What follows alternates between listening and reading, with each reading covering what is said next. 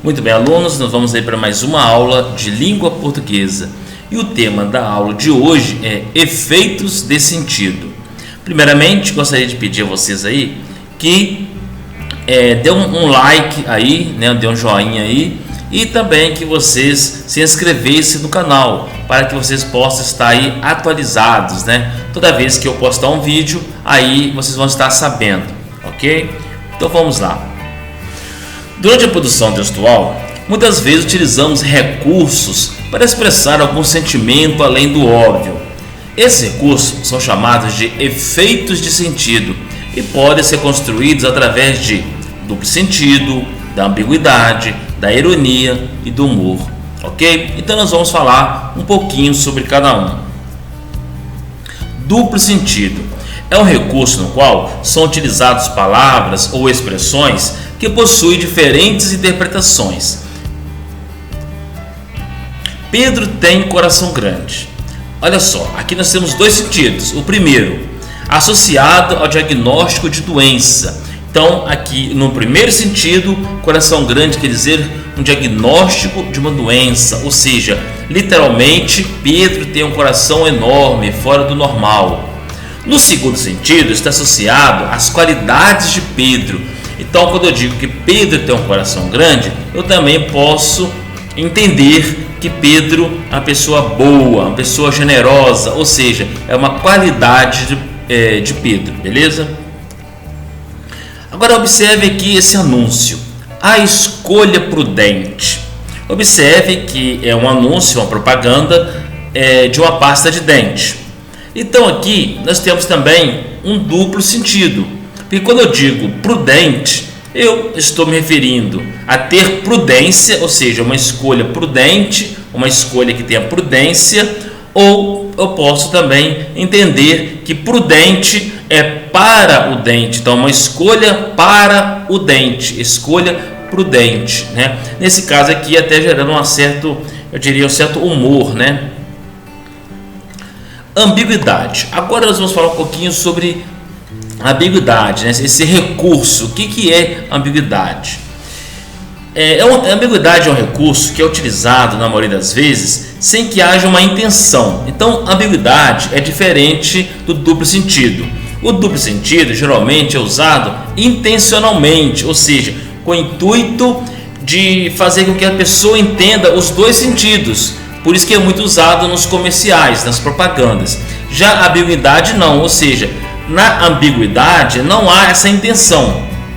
Trata-se de uma indeterminação de sentido que palavras e expressões carregam, dificultando a compreensão do enunciado e por isso seu uso deve ser evitado. Então deve-se evitar a ambiguidade, porque a pessoa que está lendo não consegue entender realmente qual o verdadeiro sentido.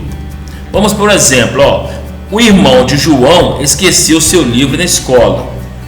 De quem é o livro? Então nesse caso aqui, quando eu digo que o irmão do João esqueceu seu livro na escola, esse livro é do João ou esse livro é do irmão do João? Então aqui nós temos uma ambiguidade, não dá para saber de quem é o livro.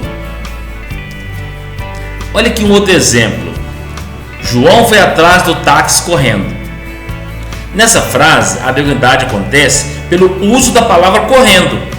Pela forma como a palavra foi colocada, não é possível ter certeza sobre o sentido real da frase. João foi atrás do táxi correndo. Então aqui existem duas interpretações possíveis. Ou seja, João precisou correr atrás do táxi para conseguir alcançá-lo, ou o táxi estava correndo em alta velocidade e João precisou ir atrás dele. E como nós poderíamos fazer aí nesse caso para acabar com essa ambiguidade? Olha, eu poderia escrever: João correndo foi atrás do táxi. Então esse correndo vai vir entre vírgulas, né? João, vírgula, correndo, vírgula, foi atrás do táxi. Ou João foi atrás do táxi que passou correndo. Então são essas duas maneiras, essas duas formas aí de que eu possa acabar aí com a ambiguidade, beleza? Agora vamos para um outro exemplo. Meu pai foi embora da loja de sapatos. Esse exemplo também deixa dúvida quanto ao sentido em que a palavra sapato foi usada. Da maneira como a frase está escrita, não é possível afirmar que se trata de uma loja que vende sapatos ou se o sapato foi embora da loja já usando sapatos novos, né? Então, será que é uma loja de sapatos novos ou será que o meu pai foi embora com sapatos novos no seu pé? Então, é que nós vamos saber agora. Para acabar com a ambiguidade, a frase poderia ser reescrita assim: meu pai foi embora da loja usando seus sapatos.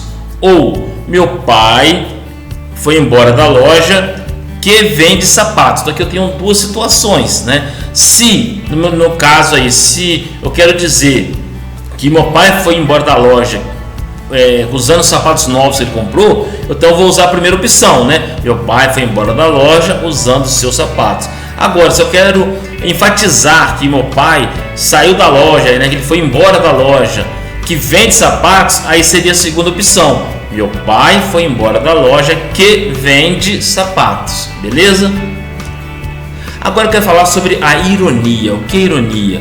Eu acredito que a maioria de vocês já presenciaram ou vivenciaram algum tipo de ironia. É muito comum, né? Às vezes a mãe falar com o filho assim: ah, vai ver, soltando na esquina. Então isso é uma ironia, né? Ah, você é muito caprichoso, olha a sujeira que você fez na cozinha. Isso é ironia. Quando às vezes você fala uma palavra ou uma expressão no sentido contrário e muitas vezes até gerando um certo efeito de humor. Então, outro efeito de sentido muito comum é a ironia, que consiste na utilização de determinada palavra ou expressão que, em um outro contexto diferente do usual, ganha um novo sentido, gerando um efeito de humor. Vamos para um exemplo aí, ó. Que menino educado, entrou sem cumprimentar ninguém. Aqui nós temos uma ironia, né? Que menino educado, entrou sem cumprimentar ninguém. Se ele entrou sem cumprimentar ninguém, obviamente que ele não é um menino educado. Então isso é uma ironia. Vai ver se eu estou na esquina. Então também é uma expressão assim, muito comum às vezes, quando um filho está aborrecendo a mãe, está fazendo raiva na mãe, aí a mãe nervosa pega e diz: vai ver se eu estou na esquina, menino. Então isso é uma ironia. Bom, agora o outro efeito de sentido que eu quero falar para vocês é sobre o humor. Nesse caso é muito comum a utilização de situações que pareçam cômicas ou surpreendentes para provocar o efeito de humor. O que causa o humor? É aquilo que é inesperado, aquilo que você não está esperando, aquele improviso é que causa o humor. Uma piada, por exemplo, ela só é engraçada porque você está esperando algo e a pessoa termina, a pessoa conclui com a outra ideia, com outro final que não é aquele esperado. Então, o inesperado é que causa humor. Às vezes, por exemplo, você está andando na rua, aí tem uma pessoa na sua frente e ela tropeça. Do nada você começa a rir, né? De repente não tem nada de engraçado nisso, mas você ri por quê? Por causa do inesperado. Você não está esperando que aquela pessoa tropece, ou até mesmo você mesmo tropece. Então o humor, né, consiste nessa situação surpreendente, essa coisa que acontece inesperadamente. Então vamos para um exemplo aqui, ó. Reações do álcool na aula de química. O professor pergunta: quais as principais reações do álcool? E o aluno responde: chorar pela ex, achar que está rico, ficar valente e ser amigo de todo mundo. Aí o professor responde: tirou 10. Então nesse caso aqui, o humor consiste o quê? Na resposta do aluno, que foge do contexto, né, daquilo que o professor está perguntando. E o professor vai dizer: tirou 10, que de certa forma pode ser também uma ironia do professor. Veja que a construção do humor é feita a partir da resposta inesperada do aluno que fugiu ao contexto das relações químicas abordadas nessa disciplina. Foi aqui, né, que eu acabei de dizer. O aluno fugiu daquele contexto ali das relações químicas que foram abordadas pelo professor. Então, isso que gerou, no caso, o humor. Muito bem, pessoal, então vou ficando por aqui, espero que vocês tenham gostado e não esqueçam aí de se inscrever no canal para que vocês possam estar atualizados aí com as próximas aulas, ok? Beleza? Então valeu, muito obrigado.